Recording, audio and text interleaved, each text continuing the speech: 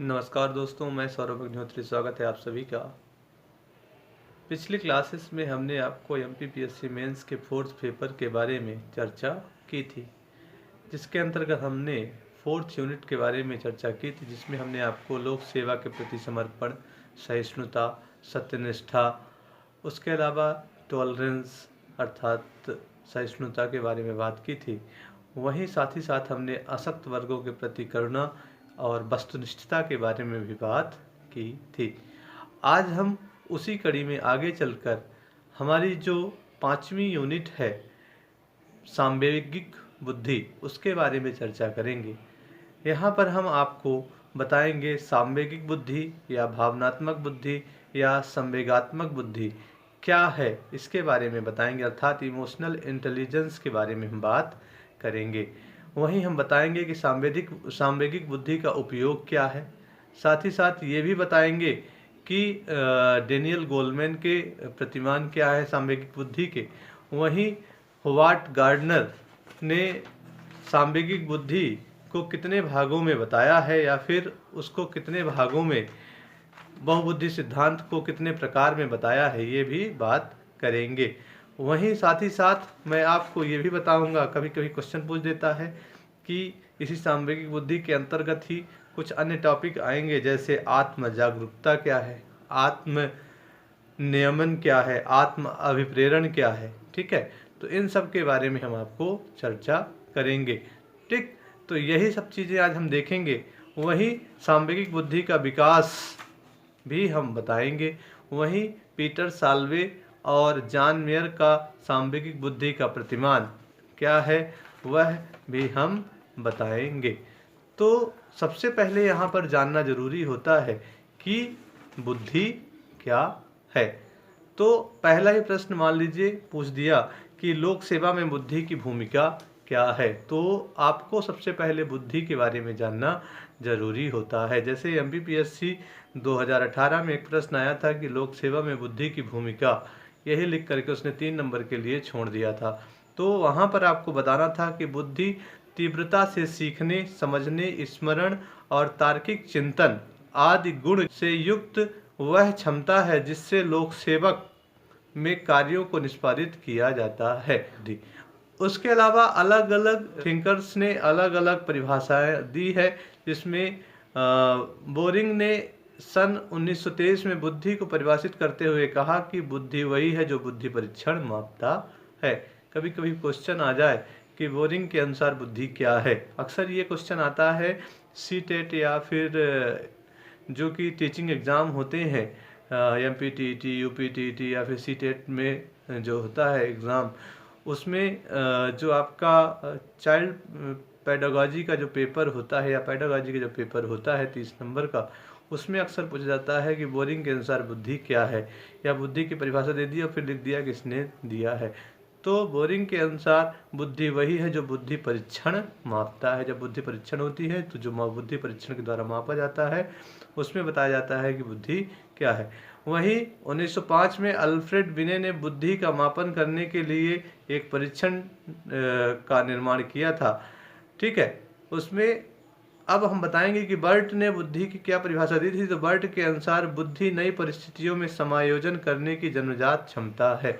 मतलब नई परिस्थितियों में समायोजन करने की जन्मजात क्षमता क्या है, बुद्धि है। किसने कहा? तो बर्ट ने कहा है। कभी कभी पेपर में अगर आ जाए कि बुद्धि क्या है, तो आपको किसी न किसी राइटर के अनुसार आपको बुद्धि बताना है, उसकी परिभाषा बताना है। वहीं बकिंघम के अनुसार बुद्धि सीखने की योग्यता है। क्या कहा है? बुद्धि सीखने की योग्यता है। वहीं टर्मन के अनुसार कोई व्यक्ति उतना ही बुद्धिमान होता है जितना उसमें अमूर्त चिंतन करने की योग्यता होती है। मतलब जितना उसके अंदर चिंतन करने की योग्यता होती है, वही व्यक्ति उतना ही बुद्धिमान होता है। किसने कहा है? टर्मन ने कहा है। अर्थात अब जब इसका एक कंक्लूजन निकाला जाए तो बुद्धि क्या है, तो बुद्धि सीखने, समायोजन करने तथा अमूर्त चिंतन करने की योग्यता का नाम ही बुद्धि है। क्या लिखेंगे? अर्थात बुद्धि सीखने, समायोजन करने तथा अमूर्त चिंतन करने की योग्यता का नाम है। ठीक है, या फिर इसको दूसरे तरीके से बुद्धि सीखने, समायोजन करने तथा अमूर्त चिंतन करने की योग्यता का नाम ही बुद्धि है। ठीक है, तो ये हमने देखा बुद्धि क्या है। हमने टर्मन के बारे में बताया कि बुद्धि क्या है, मतलब जिसके अंदर जितना अमूर्त चिंतन करने की योग्यता होगी वही बुद्धि है। उसके अलावा बकिंघम ने बताया कि बुद्धि सीखने की योग्यता है। बर्ट ने बताया बुद्धि नई परिस्थितियों में समायोजन करने की जन्मजात क्षमता है। अब हमने कहा सांवेगिक बुद्धि, तो यहाँ पे इसको अगर तोड़े तो संवेग और बुद्धि दो चीजें मिलकर बनती हैं। तो अब जानना जरूरी है कि संवेग क्या है। तो संवेग को इंग्लिश में कहेंगे इमोशन, अर्थात इमोवेयर से बना है इमोशन। इमोवेयर का मतलब होता है उत्तेजित करना। इमोवेयर का मतलब होता है उत्तेजित करना। तो यहाँ पर हम बताएंगे कि अंग्रेजी के इमोशन इमोवेयर शब्द से उत्पन्न हुआ है। जो अंग्रेजी का इमोवेशन है अंग्रेजी का जो इमोशन है वह है इमोवेयर शब्द से उत्पन्न हुआ है, जिसका अर्थ होता है उत्तेजित करना। ठीक है, अर्थात संवेग एक भावनात्मक स्थिति है क्योंकि इसमें मनुष्य का शरीर उत्तेजित अवस्था में होता है। क्या कहा है? संवेग एक भावनात्मक स्थिति है, या जो भावना हमारे अंदर जागृत होती है उसी के तहत संवेग एक भावनात्मक स्थिति है क्योंकि इसमें मनुष्य का शरीर उत्तेजित अवस्था में होता है।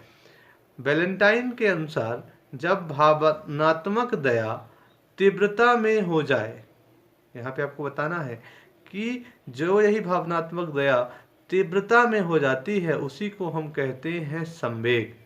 क्या कहा कि जब भावनात्मक दया तीव्रता में हो जाए तो उसे हम संवेग कहते हैं। ठीक है, वहीं मैकडॉगल नामक वैज्ञानिक थे जिन्होंने 14 प्रकार के संवेग बताए थे।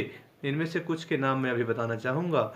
जो उन्होंने 14 संवेग बताए थे, जैसे भय, हर्ष, ईर्ष्या, प्रसन्नता, क्रोध, रति, चिंता, वात्सल्य। इस प्रकार कुछ ये महत्वपूर्ण संवेग हैं जो उन्होंने बताए थे। 14 में से कुछ हमने बताए। तो हमने देखा कि संवेग क्या है, तो जब भावनात्मक दया तीव्रता में हो जाए उसे हम कहेंगे संवेग। किसके अनुसार? ये वैलेंटाइन के अनुसार। ठीक है, और संवेग किस शब्द से मिलकर बना है? इमोवेयर। इमोवेयर मतलब होता है उत्तेजित करना, अर्थात संवेग एक भावनात्मक स्थिति है क्योंकि इसमें मनुष्य का शरीर उत्तेजित अवस्था में होता है। इसी के आधार पर वैलेंटाइन ने कहा था कि जब भावनात्मक दया तीव्रता में हो जाए तो उसे हम संवेग कहते हैं। ठीक है, अब यहाँ पर प्रश्न पूछेगा कि सांवेगिक जो बुद्धि होती है यह क्या है, या फिर सांवेगिक बुद्धि कितने प्रकार की होती है। तो ध्यान रखना है, सांवेगिक बुद्धि स्वयं की तथा दूसरों की भावनाओं को समझने, आकलित करने तथा नियंत्रित या प्रबंधित करने की क्षमता होती है। क्या कहा उसने? स्वयं की, दूसरों की भावनाओं को, जो दूसरों की भावनाएं होती हैं उनको समझने, उनको आकलित करने, कैलकुलेशन जो होता है उसको कैलकुलेट करने, तथा उसको कंट्रोल और मैनेज करने की जो क्षमता होती है उसे हम कहेंगे, या नियंत्रित या प्रबंधित करने की क्षमता होती है उसे हम सांवेगिक बुद्धि कहते हैं। ठीक है, इस सांवेगिक बुद्धि शब्द का सबसे पहले प्रयोग 1985 में बेन पेन के द्वारा किया गया था। ठीक है, तो हो सकता है ये सीटेट वगैरह में पूछ दे, तो सबसे पहले किसने किया? बेन पेन ने किया था। अब यह भी पूछा जा सकता है कि सांवेगिक बुद्धि जो होती है वह कितने प्रकार से होती है। तो यह 2 प्रकार से होती है, अंतर्वैयक्तिक अर्थात इंटरपर्सनल, और अंतःवैयक्तिक अर्थात इंट्रापर्सनल। अंतर्वैयक्तिक का मतलब होता है दूसरों की जानने की जब बात की जाए तो वहाँ पे होता है अंतर्वैयक्तिक अर्थात इंटरपर्सनल, और यहीं पे खुद को डिनोट करती है अगर, तो वह होती है अंतःवैयक्तिक अर्थात इंट्रापर्सनल। ठीक है, यहाँ पर बात की जा रही है सांवेगिक बुद्धि की अगर धारणा की बात करें तो 20वीं शताब्दी के जो प्रारंभ से ही बुद्धि को केवल सामाजिक बुद्धि एवं बुद्धि के रूप में जाना जाता था या समझा जाता था। वहीं एक वैज्ञानिक थे कांट। कांट ने बुद्धि के विशुद्ध पक्ष पर अधिक ध्यान केंद्रित प्रस्तुत किया तथा किर्कगार्द ने कहा था मनुष्य की पहचान भावनाओं से होनी चाहिए, ना कि बुद्धि से। हो सकता है कभी पूछ दे सीटेट में या एग्जाम में कि यूपीटीटी एमपीटीटी जो भी होते हैं शिक्षा संबंधित टीचर से संबंधित एग्जाम, तो पूछ दे कि बुद्धि को या फिर मनुष्य की पहचान भावनाओं से होनी चाहिए ना कि बुद्धि से, या किसने कहा था, तो किर्कगार्द ने कहा था। वहीं होवार्ड गार्डनर जो थे, इन्होंने बहुबुद्धि सिद्धांत या मल्टीपल इंटेलिजेंस थ्योरी को 7 प्रकार में डिवाइड किया था। बाद में इनके शिष्यों ने 3 अन्य जोड़ दिए थे प्रकार। तो वो जो 7 प्रकार थे बहुबुद्धि सिद्धांत के, इसमें आपका था संगीतात्मक, उसके अलावा आपका अंतःवैयक्तिक, दैशिक, शारीरिक या गतिक, अंतर्वैयक्तिक, भाषिक तथा तार्किक, ठीक है, या गणितज्ञ, ठीक, तार्किक गणितज्ञ। तो ये बात की थी उन्होंने होवार्ड गार्डनर ने। कौन कौन से? संगीतात्मक अर्थात म्यूजिकल, ठीक है, दूसरा अंतःवैयक्तिक, ठीक, तीसरा दैशिक, चौथा शारीरिक गतिक, पांचवा अंतर्वैयक्तिक, छठवां भाषिक तथा सातवां तार्किक गणितज्ञ। ये 7 प्रकार के बहुबुद्धि सिद्धांत किसने दिए हैं? होवार्ड गार्डनर ने। मैक्सिमम क्वेश्चन पूछा जाता है होवार्ड गार्डनर ने कितने प्रकार के बहुबुद्धि सिद्धांत दिए थे? तो 7 प्रकार के बहुबुद्धि सिद्धांत दिए थे। कौन कौन से? संगीतात्मक, अंतःवैयक्तिक, दैशिक, शारीरिक गतिक, अंतर्वैयक्तिक, उसके अलावा भाषिक और तार्किक गणितज्ञ, ठीक है। इनके अलावा 3 अन्य शिष्यों ने जोड़ा, तो वो थे आध्यात्मिक, अस्तित्ववादी और प्रकृतिवादी। अब यहाँ पर बात की जाती है कि संगीतात्मक में कौन कौन आ सकते हैं। अगर कभी जानना है कि संगीतात्मक जो बहुबुद्धि सिद्धांत होता है इसमें कौन कौन से आते हैं, कौन से लोग इसके अंतर्गत आते हैं, जो लोग संगीत में पारंगत होते हैं वो लोग आ सकते हैं, जैसे लता मंगेशकर, ए आर रहमान, पंडित रविशंकर, लोग इसके अंतर्गत आ जाते हैं। वहीं अंतःवैयक्तिक की बात की जा रही है, इसके अंदर खुद को जानने की बात की जा रही है जिससे जीवन सफल हो सके। वही बात होती है दैशिक में, जैसे मूर्तिकार लोग आते हैं, इसमें आ सकते हैं। उसके अलावा शारीरिक गतिक में बॉडीली जो होते, जैसे खिलाड़ी, जो बॉडी से संबंधित कार्य, जैसे खिलाड़ी, अभिनेता, ठीक है। उसके अलावा अंतर्वैयक्तिक में दूसरों को जानने की बात हो रही है, ठीक है। वहीं भाषिक में कवि हो जाते हैं, लेखक आ जाते हैं। वहीं तार्किक गणितज्ञ में वैज्ञानिक और इंजीनियर आते हैं। तो ये हमने अभी तक बात की किसके बारे में? होवार्ड गार्डनर ने जो 7 प्रकार के बहुबुद्धि सिद्धांत दिए थे। वहीं जब 3 अन्य शिष्यों ने दिए, उसमें आध्यात्मिक अर्थात संत महात्मा आ जाएंगे। वहीं अस्तित्ववादी में मोदी जैसे लोग, ठीक है, अस्तित्ववादी। वहीं प्रकृतिवादी में जैसे सुंदरलाल बहुगुणा, मेघा पाटकर, ये आ सकते हैं, ठीक है। अब यहाँ पर बात हुई होवार्ड गार्डनर के बारे में।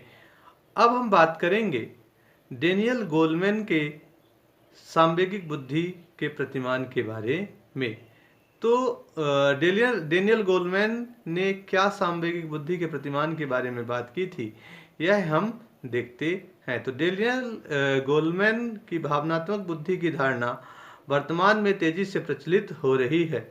वे अपनी पुस्तक emotional intelligence what matter more than IQ में यह मानते हैं कि बुद्धिमत्ता एक अर्जित की जाने वाली क्षमता है जो हमारी जैविक संरचनाओं से प्रभावित होती है, ठीक है। क्या कहा उसने? कि बुद्धिमत्ता एक अर्जित की जाने वाली क्षमता है जो हमारी जैविक संरचनाओं से प्रभावित होती है, ठीक है। उसके अलावा गोलमैन का कहना है कि दैनिक जीवन की 80% से अधिक सफलताएं सांवेगिक बुद्धि से तय होती हैं। इसी संदर्भ में इनका मानना है कि सांवेगिक बुद्धि महिलाओं में अधिक होती है, इसलिए भविष्य में संभावनाएं हैं कि महिलाएं ऊंचे ऊंचे पदों पर पहुंचेंगी। ये किसने कहा है? डेनियल गोलमैन ने कहा है कि सांवेगिक बुद्धि महिलाओं में अधिकतम होती है, इसीलिए कहा है कि आगे आने वाले समय में महिलाएं ऊंचे ऊंचे पदों पर होंगी। ठीक है। भावनात्मक बुद्धिमत्ता के लिए 5 प्रकार की क्षमताएं बताई हैं, ठीक है, जो कि निम्न है, जैसे आत्म जागरूकता, आत्मनियमन, आत्म अभिप्रेरण, समानुभूति और सामाजिक कौशल।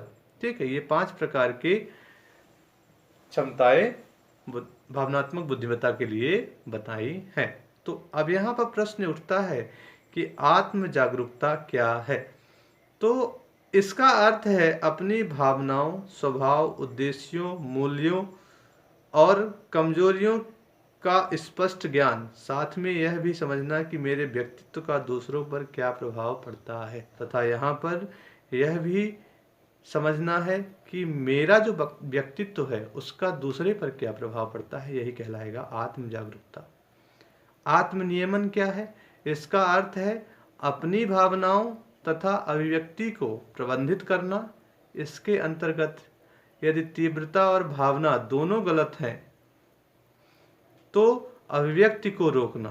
तीव्रता भी गलत है और भावना भी गलत है तो अभिव्यक्ति को रोकना। इसके साथ ही भावना सही है और तीव्रता गलत है तो उसे संतुलन के स्तर पर ले जाना। अगर उनमें से कोई एक गलत एक सही है तो उसको संतुलन के स्तर पर ले जाना। इसी के साथ भावना को अभिव्यक्त करते समय यह ध्यान रखना कि वह स्वयं के लिए समस्या ना बन जाए। यही कहलाएगा आत्मनियमन। अगर दोनों गलत हैं तो अपनी अभिव्यक्ति को रोक देना है। अगर एक गलत एक सही है तो संतुलन में ले जाना है और साथ ही साथ यह ध्यान रखना है कि स्वयं के लिए समस्या भी ना बन जाए। वहीं आत्म अभिप्रेरण क्या है? इसका अर्थ है कि जब व्यक्ति का उद्देश्य तथा उसे बाहर से पर्याप्त अभिप्रेरणा उपलब्ध ना हो तो उसमें यह क्षमता हो कि स्वयं ही निरंतर खुद को प्रेरित कर सके। मतलब कोई बाहर से उसको मोटिवेट नहीं कर रहा तो खुद भी मोटिवेट हो सके। ठीक है। आत्म अभिप्रेरण में जब कुछ पक्ष शामिल हैं, आत्म अभिप्रेरण में जो कुछ पक्ष शामिल हैं, जैसे बीच बीच में आने वाली तात्कालिक लाभ को रोक पाना। ठीक है। यदि उद्देश्य चुनौतीपूर्ण हो तो कई बार मन में यह भाव आता है कि सफलता पाना आसान नहीं है। निराशा के ऐसे क्षणों में हार मानने के बजाय उचित समाधान की योजना बनाना। मतलब अगर ऐसा लग रहा है कि हम कोई कार्य कर रहे हैं और वो कार्य कठिन है तो उस समय हमें जब निराशा आ रही है तो हम वहाँ पर अपने आप को हार मानना, यह ना स्वीकार करें कि हम अब तो हार चुके हैं, जबकि उसका हमें समाधान ढूंढना चाहिए। साथ ही लंबे समय के संघर्ष से होने वाली बोरियत से निरंतर जूझते रहना। मतलब अगर हमको लंबे समय से बोरियत हो रही, जैसे मान लीजिए जब लॉकडाउन चल रहा हमें बोरियत हो रही है तो ये नहीं कि हमको उसके पीछे परेशान होना, उससे जूझते रहना है, उसको हमें जीतना है। कहने का मतलब ये है सेल्फ मोटिवेशन। मतलब यहाँ पे आत्म अभिप्रेरणा की बात हो रही है। अब यहाँ पर कभी कोई क्वेश्चन पूछ दे कि आत्म अभिप्रेरणा के तरीके क्या क्या हो सकते हैं, तो जैसे हमारी जो दिनचर्या है, डेली रूटीन, ऐसे बनाना कि उसमें मनोरंजन और रुचि के कार्यों के लिए समय निकल सके।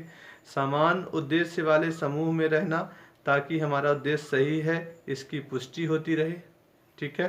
तीसरा, दूसरों की निराशा के क्षणों में खड़े रहना ताकि वो भी हमारी निराशा के समय में तथा उस क्षण में साथ खड़े रह सके, तथा अपनी सफलताओं की संभावना के प्रति सकारात्मक भाव रखना। मतलब हमें सफलता अगर मिली है तो सकारात्मक भाव रखना। ठीक है, ईगो ना हो जाए अपने आप में ही। ठीक, तो ये 3 हो गए। चौथा, समानुभूति, मतलब स्वयं को दूसरों की जगह रख कर अनुभूतियों या भावनाओं को उसके दृष्टिकोण से समझने की क्षमता ही समानुभूति है। एक कहावत है, खग जाने खगही की भाषा। ठीक है, यही है समानुभूति। मतलब कहने का ये है यहाँ पर कि जैसे मान लीजिए कोई एक लड़की है जिसके ऊपर एसिड फेंका गया है, तो उसका दर्द वही समझ सकती है जिसके ऊपर यह बीत चुका होता है। यही कहा गया है समानुभूति, मतलब स्वयं को दूसरों की जगह रखकर अनुभूतियों और भावनाओं को उसके दृष्टिकोण से समझने की क्षमता ही समानुभूति है। ठीक है। और लास्ट है सामाजिक कौशल। इसका अर्थ है कि व्यक्ति अन्य व्यक्तियों के साथ इस तरह संबंध रखे कि उसे इन संबंधों से स्वयं को व दूसरों को लाभ हो। मतलब ऐसा संबंध हो जिससे हमें भी लाभ हो और दूसरे को भी लाभ हो। यदि किसी व्यक्ति के साथ संबंधों की समस्या उत्पन्न होती है तो उसका सकारात्मक तरीके से समाधान करें, ना कि संबंधों को खराब करें। अगर कहीं ना कहीं मान लो कुछ समस्या आती है तो उसको सकारात्मक तरीके से उसकी समस्या जो हो रही है उसका समाधान ढूंढें। ठीक है, ये नहीं कि समाधान ढूंढे बिना हम संबंध ही खराब कर दे। ये कहलाता है सामाजिक कौशल। तो हमने बताया कि डेनियल गोलमैन ने भावनात्मक बुद्धिमत्ता के लिए जो 5 प्रकार बताए हैं या 5 प्रकार की क्षमताएं बताई हैं वो कौन कौन सी हैं। कभी क्वेश्चन आ जाए तो आत्म जागरूकता, आत्मनियमन, आत्मप्रेरणा, समानुभूति और सामाजिक कौशल। ठीक है, ये हमने बात की डेनियल गोलमैन के बारे में। अब हम बात करते हैं, कभी कभी प्रश्न आता है कि पीटर साल्वे और जॉन मेयर का सांवेगिक बुद्धि का प्रतिमान।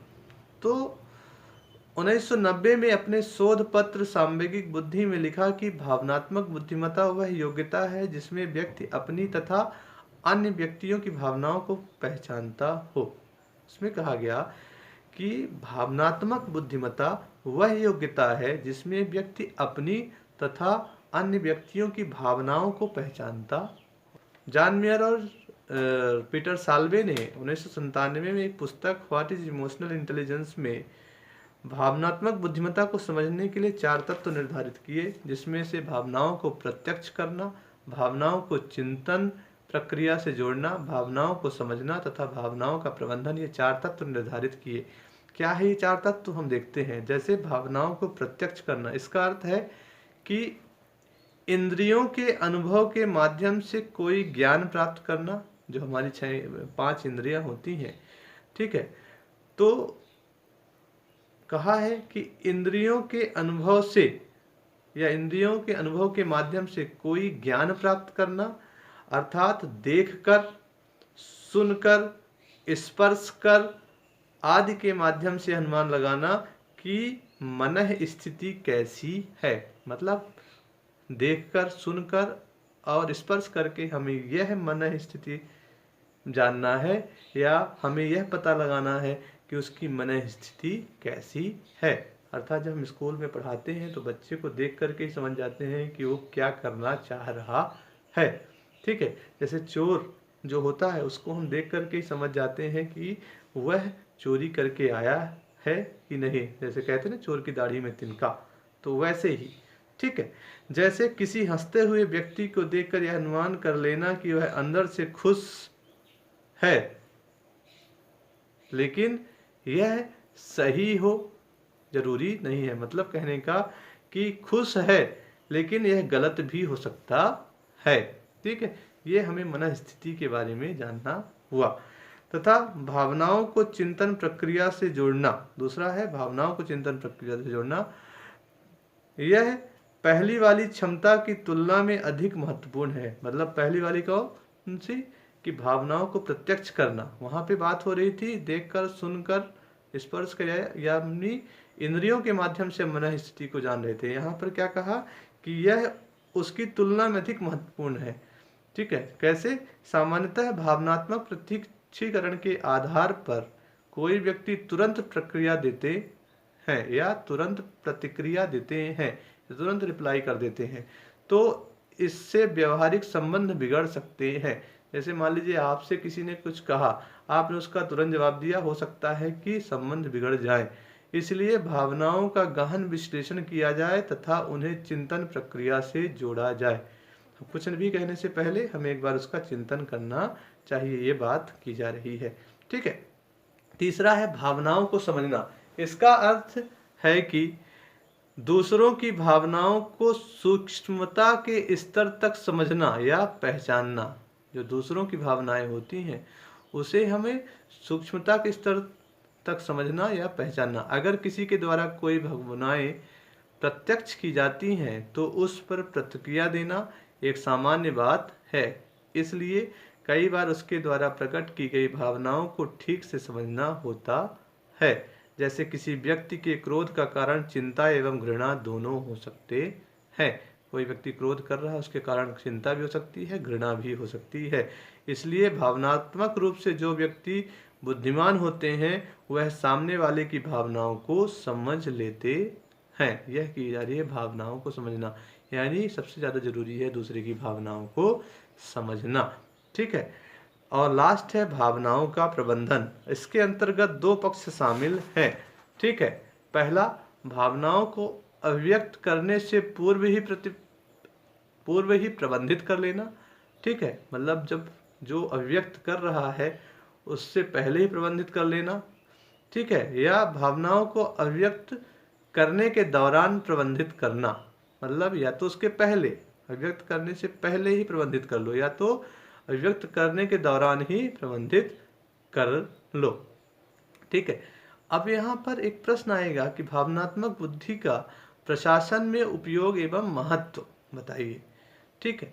तो Peter Salve, John mayor, Daniel Goleman एवं होवार्ड गार्डनर के सिद्धांतों के परिप्रेक्ष्य में सांवेगिक बुद्धि का प्रशासन में निम्न महत्व देखे गए हैं।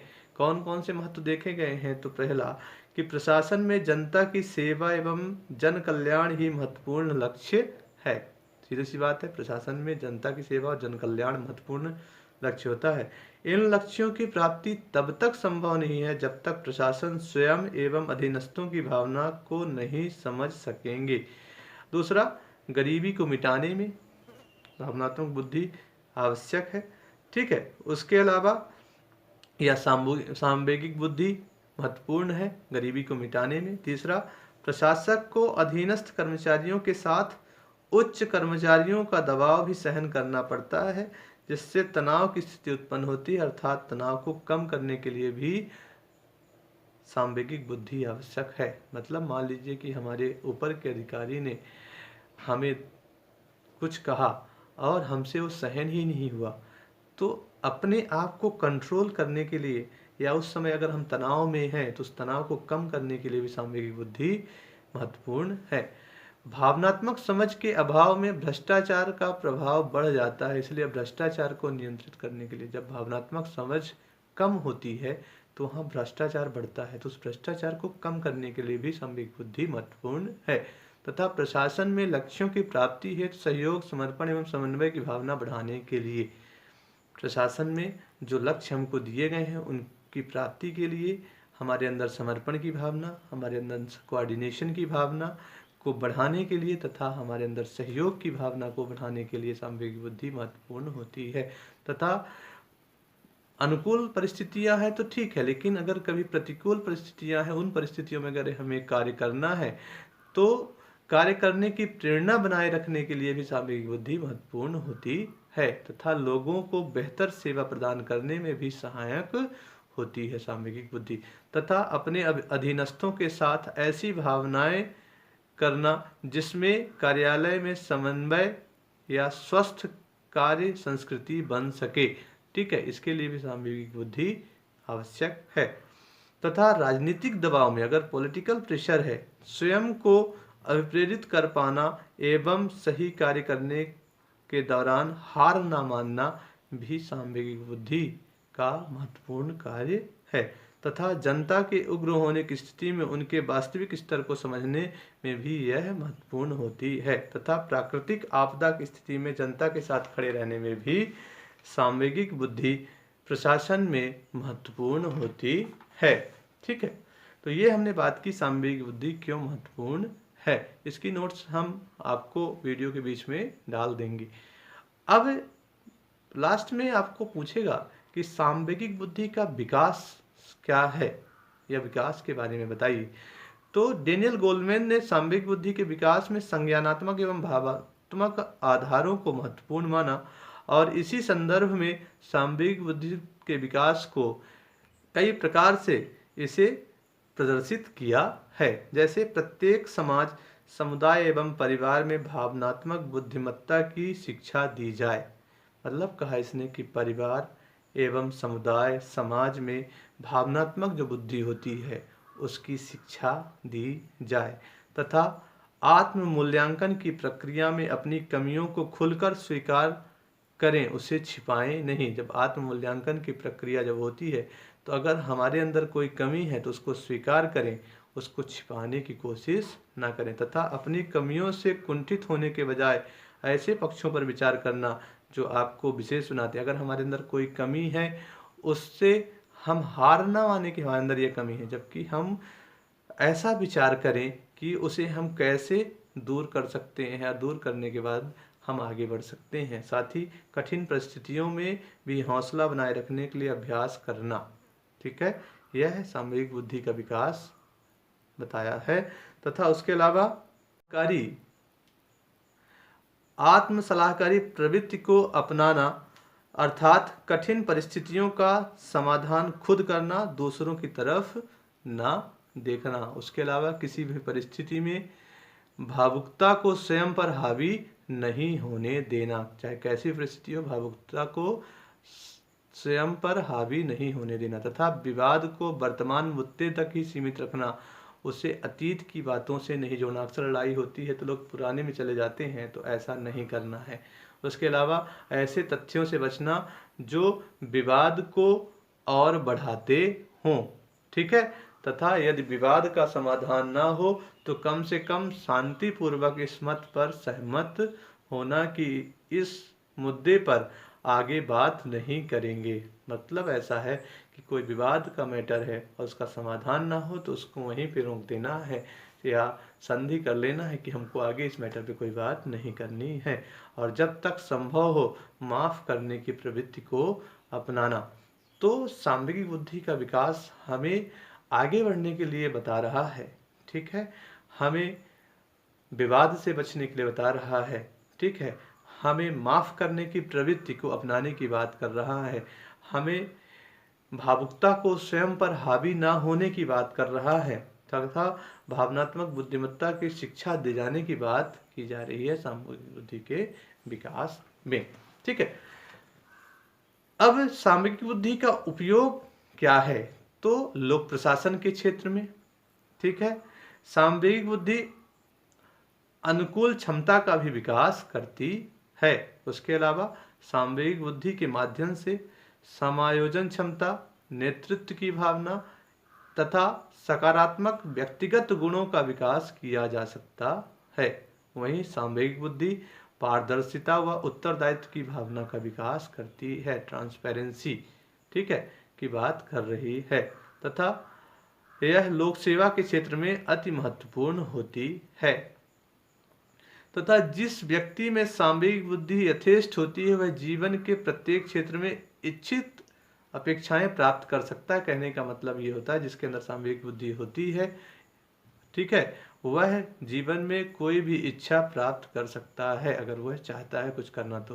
तथा व्याप्त समस्याओं के निदान हेतु भावनात्मक बुद्धि से युक्त प्रशासक स्वयं व अपने सहकर्मियों को अभिप्रेरित करने में सक्षम होता है, जिससे संगठन की कार्यक्षमता में वृद्धि होती है।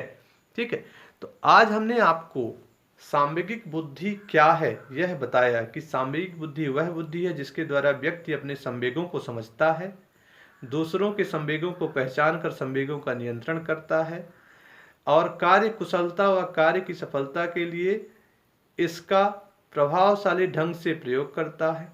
ठीक है, वहीं डेनियल गोलमैन के अनुसार सामवेगिक बुद्धि का तात्पर्य उस कौशल से है जिससे हम आंतरिक जीवन का प्रबंध व संचालन करते तथा लोगों के साथ समन्वय बैठाकर चलते हैं।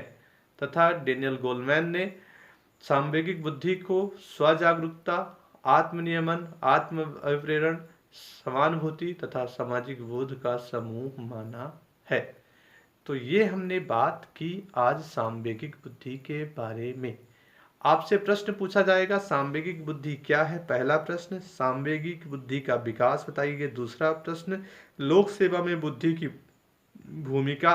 तीसरा प्रश्न, चौथा, डेनियल गोलमैन के सांवेगिक बुद्धि के प्रतिमान को बताइए। जॉन मेयर का सांवेगिक बुद्धि का प्रतिमान बताइए। उसके अलावा आपसे पूछ सकता है कि डेनियल गोलमैन ने आत्म अभिप्रेरण के कौन से तरीके बताए हैं, उन्हें बताइए। या हो सकता है आपसे पूछ दे कि डेनियल गोलमैन ने भावनात्मक बुद्धिमत्ता के लिए कितने प्रकार की क्षमताएं बताई हैं। या फिर आत्म नियमन क्या है, आत्म अभिप्रेरण क्या है, सामाजिक कौशल क्या है, यह सब आपसे पूछा जा सकता है। इन सब की नोट्स मैं आपको वीडियो में बीच में ही डाल के दे दूंगा, आप उसको नोट कर लीजिएगा और एक अच्छा सा आंसर आप बना करके कॉपी में लिखिएगा। ठीक है, तो अच्छे से पढ़िए, अपना ख्याल रखिए, कोरोना में अपने आप को सुरक्षित रखिए और हमारे वीडियो को लाइक, सब्सक्राइब और शेयर ज़रूर करें। ठीक है, धन्यवाद।